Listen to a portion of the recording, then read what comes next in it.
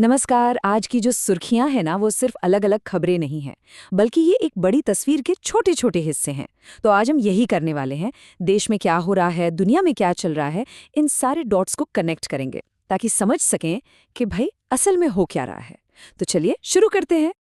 अच्छा, इससे पहले कि हम आज की बड़ी खबरों की गहराई में उतरे, चलिए एक छोटे से सवाल से वार्म अप करते हैं।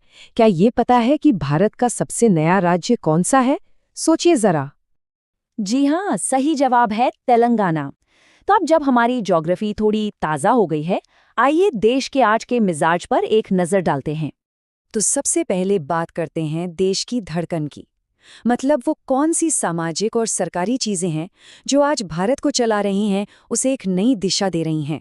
तो देखिए, ये स्लाइड ना आज के भारत की एक सच्ची तस्वीर दिखाती है। मतलब एक तरफ तो है उम्मीद और दूसरी तरफ है चुनौती। एक तरफ हम नेशनल यूथ डे मना रहे हैं, देश के भविष्य मतलब हमारे युवाओं के स्किल्स को सेलिब्रेट कर रहे हैं, और वही दूसरी ओर नॉर्थ इंडिया में कड़ाके की ठंड पड़ रही है जो लोगों की रोज की जिंदगी को मुश्किल बना रही है। इससे पता चलता है कि देश कैसे एक ही वक्त में फ्यूचर के लिए प्लानिंग भी कर रहा है और आज की मुश्किलों से भी जूझ रहा है। अब ऐसे हालात में सरकार का फोकस बिल्कुल साफ नजर आता है, डेवलपमेंट की रफ्तार बढ़ाना। जैसा कि यहाँ दिख रहा है, ये एक सीधी सादी स्ट्रैटेजी है। इंफ्रास्ट्रक्चर प्रोजेक्ट्स को रिव्यू करो, इससे डेवलपमेंट तेज होगा, और जब डेवलपमेंट तेज होगा तो उसका सीधा नतीजा क्या निकलेगा? नए रोजगार। और इन रोजगारों की जरूरत किसे है? हमारी युवा शक्ति को। तो ये तीनों चीजें ना एक दूसरे से जुड़ी हुई हैं, एक ही मशीन के पुर्जों की तरह। ठीक है, तो देश में ये जो विकास और चुनौतियों की तस्वीर बन रही है, इसका हमारी अर्थव्यवस्था पर क्या असर हो रहा है? चलिए अब देश का इकोनॉमिक टेम्परेचर चेक करते हैं और देखते हैं कि पैसा किधर जा रहा है। बाजार का हाल देखें तो यहाँ दो बिल्कुल अलग अलग कहानियां चल रही हैं।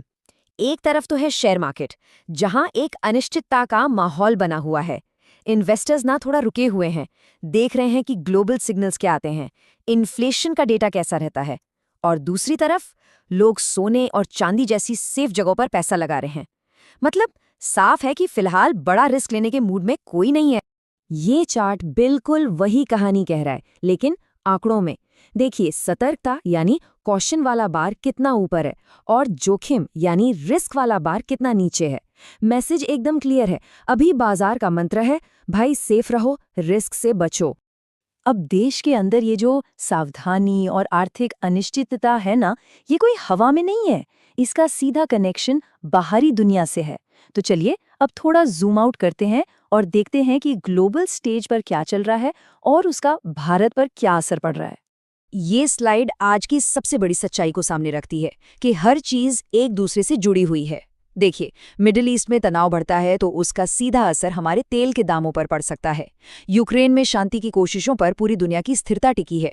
और इन सब के बीच टेक्नोलॉजी और एआई की एक जबरदस्त रेस चल रही है, जो तय करेगी कि भविष्य में इकोनॉमिक पावर कौन होगा। तो बॉर्डर सिक्योरिटी से लेकर क्लाइमेट चेंज तक कोई भी देश अब अकेला नहीं चल सकता। तो इन सभी अलग अलग खबरों को अगर हम एक साथ जोड़ दें तो आज की बड़ी तस्वीर क्या बनती है? चलिए तीन सबसे जरूरी बातों पर एक नजर डालते हैं। तो सार ये है, देश के अंदर हम उम्मीद और मुश्किलों के बीच एक बैलेंस बनाने की कोशिश कर रहे हैं। अर्थव्यवस्था में निवेशक सेफ गेम खेल रहे हैं, और दुनिया में ये बिल्कुल साफ हो गया है कि कोई भी घटना कहीं भी हो, उसका असर हम सब पर पड़ता है। और अब जाते जाते एक सवाल। हमने देखा कि टेक्नोलॉजी ही भविष्य है और ये एक ग्लोबल रेस है।